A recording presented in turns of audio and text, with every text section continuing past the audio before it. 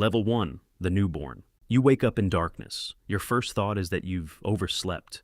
Then you realize something is wrong. You can't remember falling asleep. Your body feels different, stronger, lighter, sharper. You can hear something outside your room, a car passing several streets away, someone walking upstairs, a dog barking in the distance. You can hear everything. Then you notice your heartbeat. There isn't one. You put your hand against your chest. Nothing. No pulse. No breathing. You panic. You run toward the bathroom mirror, and that's when you discover the first problem. You don't see yourself. Your reflection is gone. Your phone says it's 2:13 in the morning. You look outside. The entire neighborhood is asleep, and suddenly, you're starving. You don't want pizza, you don't want burgers, you want blood. The smell of it becomes overwhelming. You can hear someone's heartbeat through the wall. You know exactly where they are, and your body wants you to find them. You are a newborn vampire. You have power, but absolutely no control. Your senses are extraordinary. Your body can heal from injuries that would kill a normal person. But you're inexperienced. You don't understand your instincts. You don't know how much sunlight you can tolerate. You stay inside, you cover the windows, you avoid people, you search the internet for answers. Eventually, you find stories. Vampires, ancient creatures, immortals. Most of it sounds ridiculous, until you find one sentence that changes everything. Level 2, the hunter. After several weeks, you understand the basics. You don't need to breathe, you don't need to eat, you can move faster than any human. Your senses are extraordinary, and you've learned something even more important. You can control the hunger, mostly. Now you leave your apartment. The city looks completely different at night. You can see things humans can't. You can hear conversations from across the street. You can smell blood from hundreds of feet away.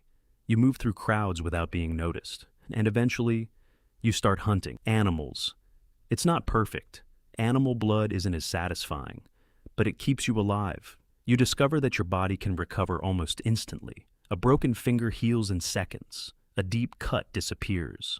A fall that should destroy your bones becomes nothing more than an inconvenience. You start experimenting. You jump from buildings. You run faster. You test your strength. You discover that you can climb walls. You discover that darkness isn't really darkness anymore. And for the first time, being a vampire feels incredible. But there is one problem. You're still alone. Level 3, the secret life. Years pass. You've become better at pretending. During the day, you stay hidden. At night, you become someone else. You create fake identities. You move apartments. You change cities. You never stay in one place for too long. Because humans notice when someone doesn't age.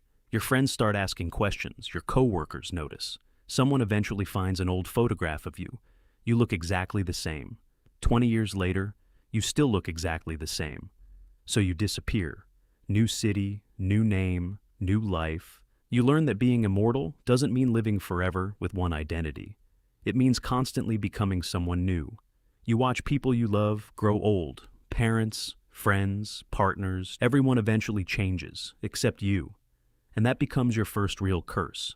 You can survive death, but you can't stop other people from dying. Level 4, the predator. After several decades, you're no longer a beginner. You've learned how to fight, how to disappear, how to manipulate people, how to control your hunger. And now you begin hunting other vampires. You discover that the vampire world has rules. There are territories. There are ancient families. There are powerful elders. There are hunters. And there are creatures that make you look like a beginner. Your strength has increased with age. You can move through a city without being seen. You can hear a heartbeat from several buildings away. You can heal almost immediately. And you have learned something humans never realize. Fear is more powerful than violence. You don't need to attack someone. Sometimes, you just need them to know you're there. A person walks home alone. They hear footsteps. They turn around. Nobody is there. They continue walking. A shadow moves across a rooftop. They look up. Nothing. Then they hear a whisper behind them. And suddenly, they run. You don't even have to chase them. You already won. This is when your reputation begins. Stories start spreading. People talk about something that lives in the city at night. They don't know your name. They don't know what you look like. But they know one thing. Something is watching. Level 5, the master. A century has passed. Your body is no longer comparable to a human. Your instincts are refined. Your senses are almost impossible to deceive. You can move through a room before someone realizes you were there. You can hear tiny changes in someone's heartbeat. You can tell when someone is lying. You can disappear into darkness. And you have learned patience. Human beings live for decades. You've lived for a century. You don't argue about small things anymore. You don't rush. You don't panic. You simply wait. If someone threatens you, you don't need to react immediately. You can wait 10 years, 20 years, 50. Eventually, everyone around them changes, but you remain. And that is one of the most frightening things about immortality. You have time. Almost nobody else does. Level 6, the Vampire Lord. Now, you stop living alone. You create your own vampire family. You choose people carefully. Some are powerful, some are intelligent, some are loyal, some are useful. You teach them what you know. You give them territory. You give them protection. Eventually, they call you their master. You are no longer just a vampire. You're a leader. Your influence spreads across the city. Clubs, hotels, private security, businesses, politicians, lawyers, police officers. You don't control everything directly. You don't need to. You simply know the right people. And when something happens, one phone call can change the situation. Your organization operates entirely at night. Restaurants that stay open until sunrise. Private clubs, underground societies, exclusive parties. Places humans don't even realize are controlled by vampires. Now, you have something more valuable than money. Information. Level 7, the Ancient. 300 years have passed. You have watched entire generations disappear.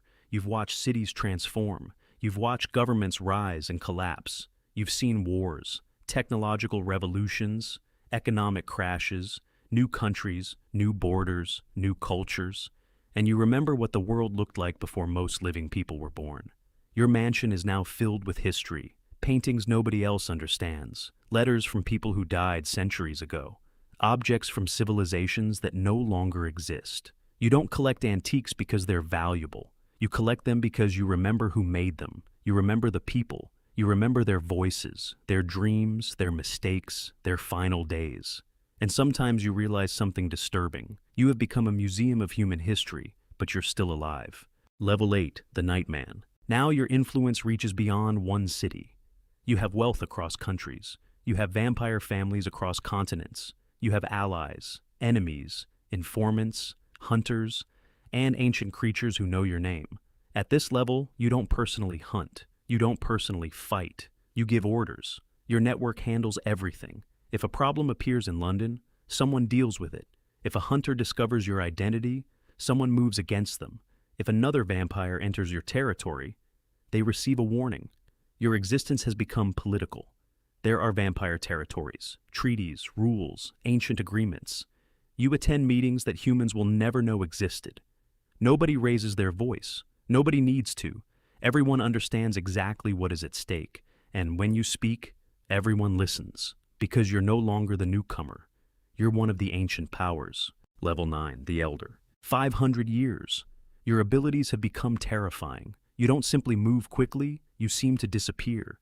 You don't simply heal. Your body can recover from injuries that would destroy younger vampires. Your senses have become so refined that darkness is almost irrelevant. And your mind is different. You've experienced enough to understand patterns. Human civilization changes.